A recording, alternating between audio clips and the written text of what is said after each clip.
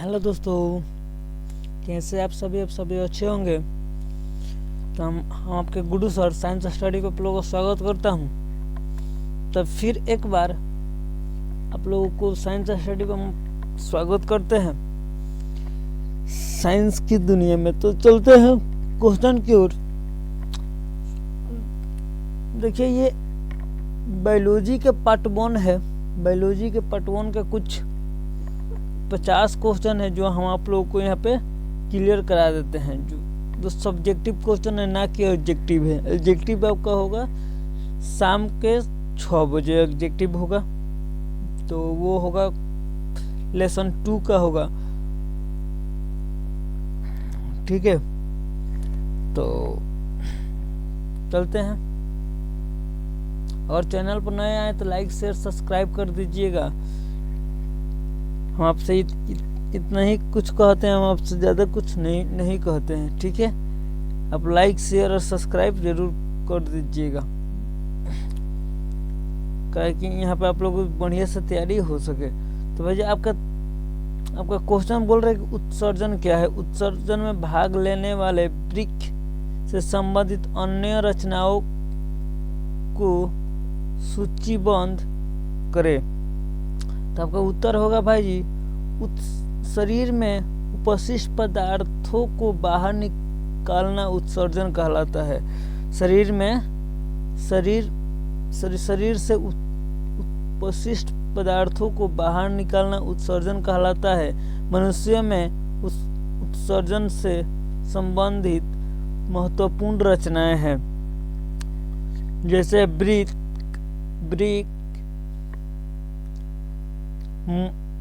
मूत्रवाहिनी, मूत्राशय और मूत्रमार्ग। ये आपका 4 शरीर से बाहर निकालने का काम करता है। तो चलते हैं नेक्स्ट क्वेश्चन के। बोला गया है पर पोषण किससे कहते हैं, ये कितने प्रकार के होते हैं। तो भाई जी पर पोषण किससे कहते हैं, ये कितने प्रकार के होते हैं, तो देख लेते हैं। जिसमें जीव अपना भोजन स्वयं संश्लेषित नहीं करता है।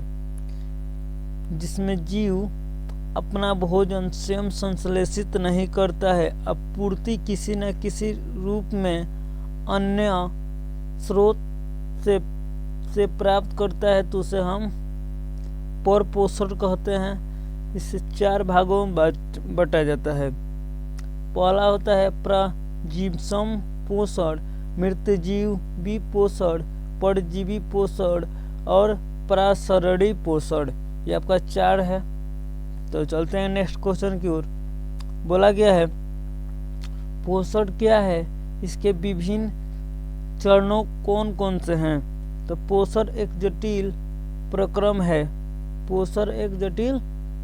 है जिसके अंतर्गत कोई जीवधारी भोजन ग्रहण करते हैं, जिसके द्वारा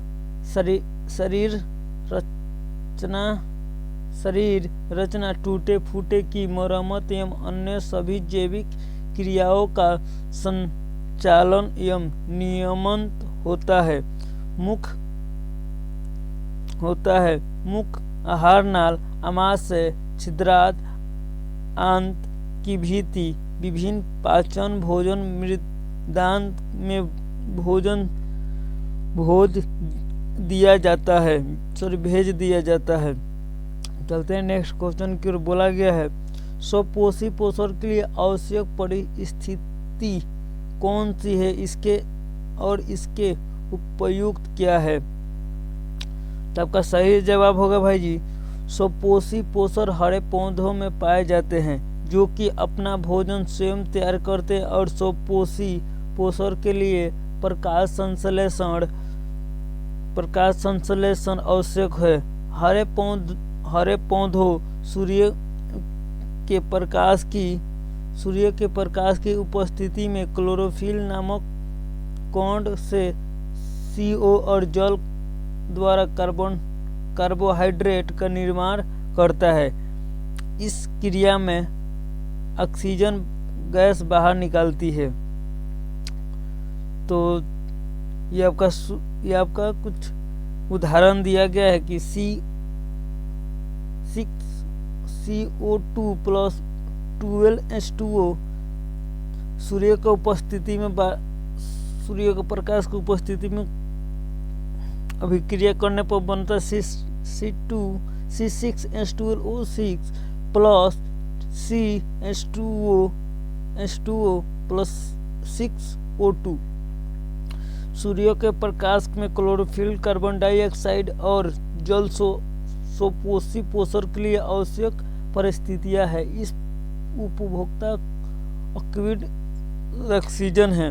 तो चलते हैं भाई जी नेक्स्ट क्वेश्चन के बोला गया है, श्वसन के लिए ऑक्सीजन प्राप्त करने की दिशा में एक जलीय जीव की अपेक्षा स्थलीय जीव किस प्रकार लाभदायक है। तो जलीय जीव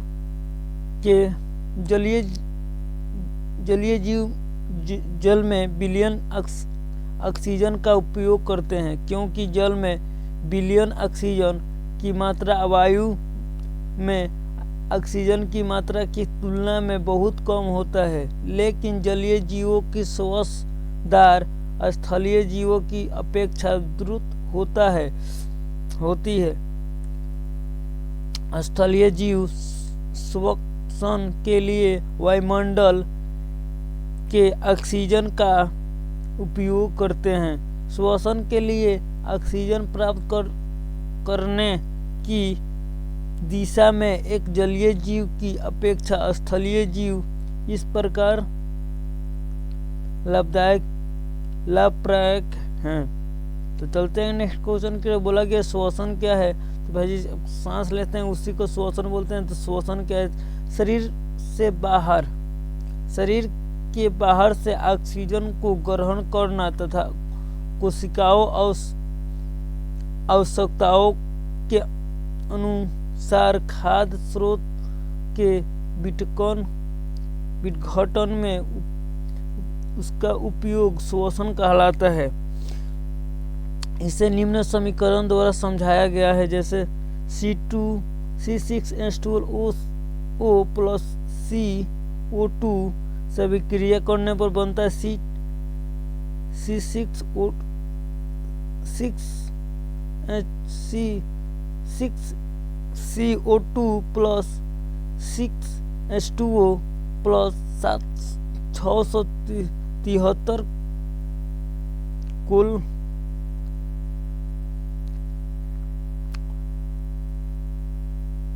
ये आपका रसायन है, ये आपका सूत्र है, ये इसको याद रखिएगा। तो चलते बोला कि पोषण की आवश्यकता शर्त क्या है, इसके उपयोग को लिखे। तो पोषण के लिए निम्न शर्तों का पूरा करना आवश्यक है। पहला, पूर्ण हरित या क्लोरोफिल की उपस्थिति, कार्बन डाइऑक्साइड की उपस्थिति और जल की उपस्थिति, ये चार हैं। तो चलते हैं नेक्स्ट को, पूर्ण हरित या क्लोरोफिल सूर्य में विभिन्न विकिरण ऊर्जा के अवशोषित करता है, जिसके द्वारा CO2 तथा H2O का स्थिति कर अपना भोजन कार्बोहाइड्रेट का निर्माण करता है। उपयुक्त के रूप में ग्लूकोज हम ऑक्सीजन प्राप्त करते हैं। ग्लूकोज अंततः अटैच में बदल जाते हैं। परिसंचरण तंत्र से आप क्या समझते हैं भाई? परिसंचरण तंत्र से आप क्या समझते हैं? तो उच्च श्रेणी के जंतुओं में एक विशेष प्रकार का परिवहन तंत्र होता है, जो ऑक्सीजन, कार्बन डाइऑक्साइड, पोषक तत्व, हार्मोन, उत्सर्जित पदार्थों या अन्य उपचयनित क्रियाओं के फलस्वरूप उत्पन्न विभिन्न पदार्थों को शरीर के एक भाग से दूसरे भाग में ले जाते हैं, जिसे परिसंचरण तंत्र कहते हैं। इस तंत्र को 3 प्रमुख अवयव है: रक्त या रुधिका, हृदय या रक्त वाहिनी। ये आपका बहुत इम्पोर्टेंट क्वेश्चन है भाई जी। अगर चैनल पर नया है तो लाइक शेयर सब्सक्राइब कर दीजिए, जल्दी से जल्दी लाइक शेयर सब्सक्राइब कर दीजिए कि ज़्यादा से ज़्यादा लोग इस चैनल से जुड़ सके और उसका इससे बाहर एक भी क्वेश्चन नहीं आएगा, इससे बाहर आप लोगों को एक भी क्वेश्चन नहीं आएगा। तो बोला गया उत्सर्जन क्या है, मानव में इनके दो प्रमुख अंगों को लिखिए। तो बोला तो आंसर आपका होगा जीवों के शरीर में उपचयनित क्रियाओं के फलस्वरूप उत्पन्न अपशिष्ट पदार्थों को शरीर से बाहर निष्कर्षण की क्रियाओं को उत्सर्जन कहते हैं। मानव में इनके दो प्रमुख अंग के नाम निम्नलिखित है, जैसे वृक्क, किडनी, जो रक्त के द्रव्य के रूप में उपशिष्ट पदार्थ को मूत्र के रूप में शरीर से बाहर निकाल देते हैं। और दूसरा है फेफड़ा, लीवर, जो रक्त के गैसियस अपशिष्ट पदार्थ को शरीर से बाहर निकलता है। तो चलते हैं नेक्स्ट क्वेश्चन की ओर। बोला गया है वाष्पो उत्सर्जन क्रिया का पौधा के लिए क्या महत्व है। तो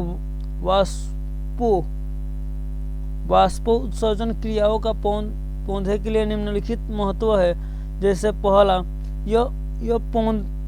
यह पौधों के मूल रोम द्वारा खनिज लवण के अवशोषण एवं